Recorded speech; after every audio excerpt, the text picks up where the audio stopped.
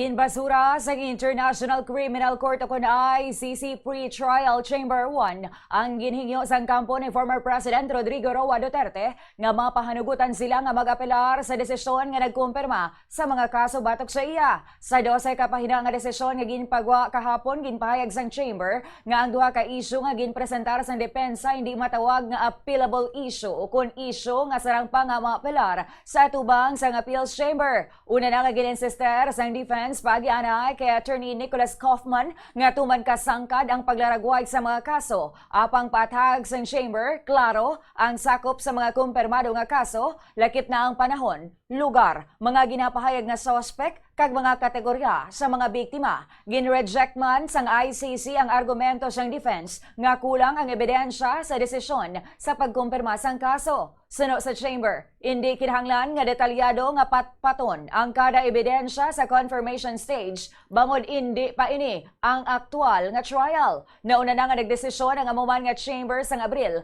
nga ipasaka sa full-blown trial ang kaso matapos na establishar nga mayara sang substantial grounds agud patihan nga responsable si Duterte sa crimes against humanity nga murder kag attempted murder. Sa pagsulundan sang ICC, kung may desisyon na sa confirmation hearing, hindi otomatiko nga makaapelar ang defense o kung ang prosecution. Apang mahimo sila maka-request sang authorization halin sa pre-trial chamber, agud nga mahimo ini. Pati gayon na naman sang trial chamber 3 ang status conference sa kaso ni Duterte sa maabot nga Mayo 27.